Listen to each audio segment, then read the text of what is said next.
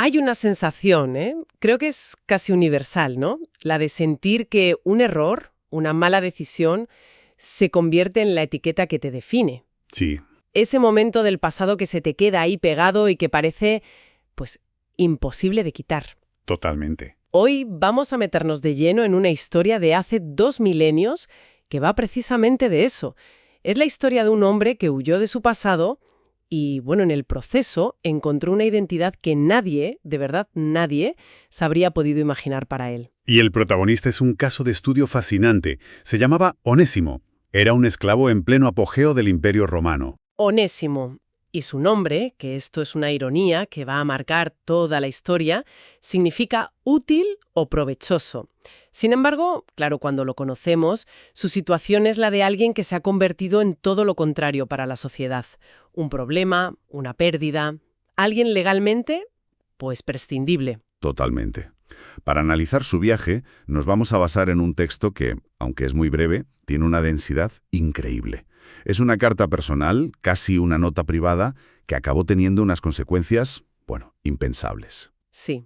Y nuestra misión aquí es desentrañar cómo esa historia tan íntima, la de un esclavo fugitivo, sembró una semilla que con el tiempo ayudaría a cambiar el mundo. Efectivamente. La historia completa está, como decías, encapsulada en la Carta a Filemón, del apóstol San Pablo, y es un documento targado de tensión. Muchísima. Pensemos en los elementos. Un esclavo que ha sido fugado, un amo cristiano que ha sido perjudicado económica y legalmente, y un tercero, Paulo, que interviene para proponer una solución que desafía, pues, toda lógica social y legal de la época. Claro, no vamos solo a contar la anécdota. El objetivo es entender lo que el material de análisis llama una revolución ontológica, o sea, ir más allá de los hechos para captar por qué esta pequeña historia sigue resonando con tanta fuerza hoy. De acuerdo. Para entender la magnitud de esa revolución, creo que es fundamental volver al punto de partida. ¿Cómo era exactamente la vida de Onésimo justo antes de que todo empezara? O sea, ¿de qué estaba huyendo? El texto que manejamos es directo en este punto. Onésimo era esclavo en la casa de un hombre llamado Filemón, en la ciudad de Colosas. Vale. Lo interesante es que Filemón era un líder de la pequeña comunidad cristiana local. Así que no hablamos de un amo anónimo y cruel, sino de alguien que ya formaba parte de este nuevo movimiento. Y en un momento dado, Onésimo huye. Pero, ¿se sabe por qué?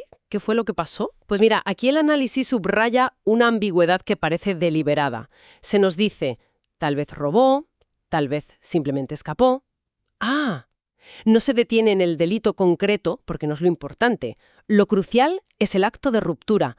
Un esclavo ha roto el vínculo con su amo. Lo que sí sabemos con certeza es que termina en Roma, en el corazón del imperio.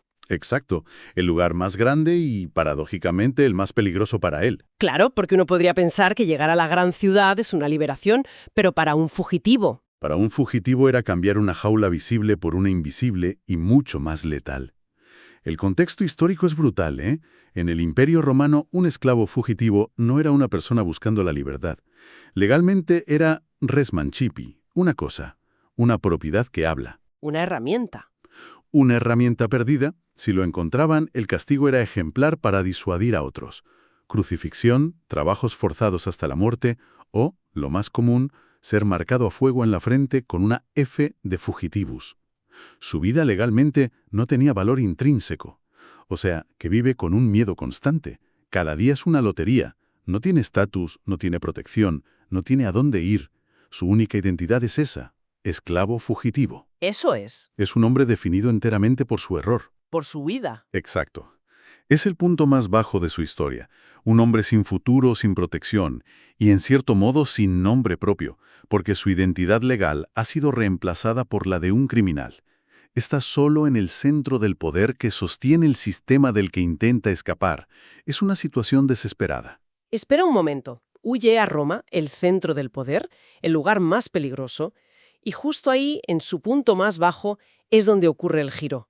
Esto parece, vamos, el guión de una película. ¿Cómo sucede ese encuentro con Pablo? Pues sucede de la forma más improbable. En esa situación límite, Onésimo conoce a San Pablo.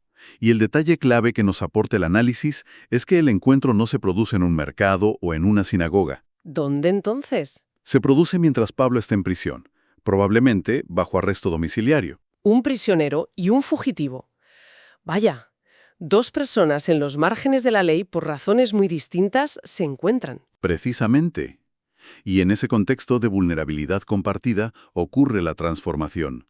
Pablo lo evangeliza, le habla de esta nueva fe, y Onésimo se convierte al cristianismo. Entiendo. Se produce un cambio que no es legal ni social, sino interno. Una auténtica revolución en su percepción de sí mismo y del mundo. Vale, lo entiendo. La reacción lógica, la más compasiva, sería que Pablo le dijera: hijo mío, no te preocupes, te escondo aquí, te ayudo a empezar una nueva vida en Roma con un nombre falso, a desaparecer del sistema, pero por lo que has dicho antes, no es eso lo que hace, ¿no? En absoluto. Y aquí es donde la historia se vuelve realmente desafiante. Pablo elige el camino más difícil y, a primera vista, más cruel. El texto subraya que no optó por lo cómodo. En lugar de esconderlo, toma la decisión que define todo el relato. ¿Y cuál es? Envía a Onésimo de vuelta a su amo, Filemón, de vuelta al lugar del que había huido, a la fuente de su miedo. Eso parece una locura, o incluso una traición, ¿no? Devolver a un esclavo fugitivo a su amo era básicamente enviarlo a un castigo casi seguro, por muy cristiano que fuera Filemón. La ley era la ley. Y la propiedad era la propiedad. Lo sería si lo hubiera enviado sin más. Pero el vehículo de esta acción lo cambia todo. Ah, Pablo no lo envía con las manos vacías. Lo envía portando una carta personal, esa que hoy conocemos como la carta a Filemón. Onésimo no viaja solo como un fugitivo arrepentido, viaja como un emisario, como el portador de un mensaje que va a intentar redefinir su propia existencia. un momento, lo envía de vuelta. Con una carta. Me parece una defensa bastante débil frente a una posible crucifixión. ¿Qué podía decir esa carta que tuviera el poder de cambiar algo tan fundamental como la relación amo-esclavo? Ahí está la clave de todo, porque en esa carta Pablo no pide clemencia. No dice: por favor, perdónalo, no le castigues con demasiada dureza. Pide algo mucho, mucho más radical. La fuente cita la frase central, el corazón de la carta. Recíbelo ya, no como esclavo. Sí, Sí. sino como algo más que un esclavo, como un hermano amado. No como esclavo, sino como hermano. Es que, a ver, hay que pararse a pensar en lo que eso significaba. No es una petición de perdón. No, no, para nada. Es una petición para que Filemón cambie por completo la categoría con la que mira a Onésimo. Es dinamita social. Es una petición de redefinición total de la relación. Y aquí es donde entra ese concepto que mencionábamos, la revolución ontológica. Ontológico se refiere al ser de las cosas, a su esencia. Claro. Pablo no está proponiendo una ley para abolir la esclavitud en el imperio. Eso habría sido aplastado al instante. La revolución que propone es más profunda, porque ataca la raíz filosófica y moral de la institución. Pero si no cambia la ley, ¿qué es lo que cambia realmente? Onésimo sigue siendo, legalmente, propiedad de Filemón. Legalmente sí, pero Pablo introduce una nueva realidad que, para ellos como creyentes, es más fundamental que la ley romana. El análisis la llama la dignidad bautismal. Dignidad bautismal. A través de la fe, el esclavo Onésimo y el amo Filemón comparten ahora la misma identidad esencial ante Dios. Ambos son hijos de Dios, hermanos en Cristo. Y esa nueva identidad es más profunda que sus roles sociales de amo y esclavo. O sea, De repente, Onésimo ya no es, en su ser más profundo, propiedad de Filemón. Es su hermano. entiendo, es un argumento que opera a un nivel completamente distinto. No niega la realidad legal, pero la vacía de contenido moral desde dentro.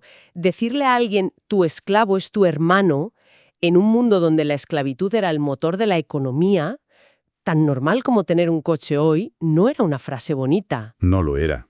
Era subversivo. Y lo fascinante es cómo este cambio de estatus espiritual socava las bases de la esclavitud. No es una llamada a la rebelión violenta. No. Es algo mucho más sutil y, a largo plazo, más potente. El texto lo describe perfectamente como una semilla. Una semilla que contenía la idea revolucionaria de que ninguna persona puede ser propiedad de otra si ambas comparten la misma dignidad fundamental. Y tardaría siglos en germinar. Siglos. Pero el ADN del cambio ya estaba ahí. Una petición así de radical es de todo o nada. El riesgo para Onésimo es máximo. ¿Sabemos qué pasó? ¿Funcionó esta estrategia? ¿Tenemos alguna idea de lo que ocurrió cuando llegó con la carta en la mano? La carta en sí no nos cuenta el final. Termina con Pablo expresando su confianza en que Filemón hará incluso más de lo que le pide. Pero la tradición posterior, que es la memoria colectiva de la Iglesia, es unánime. ¿Y qué dice? Sostiene que Filemón no solo lo recibió y perdonó, sino que lo liberó. Y la trayectoria posterior de Onésimo es sencillamente increíble. ¿Qué le ocurrió? El análisis recoge la tradición de que Onésimo llegó a ser obispo, es decir, un supervisor y líder de una comunidad cristiana. Algunas tradiciones incluso lo identifican con el obispo de Éfeso mencionado por Ignacio de Antioquía décadas después. Obispo. Y no solo eso, murió como mártir en Roma, bajo la persecución del emperador Trajano.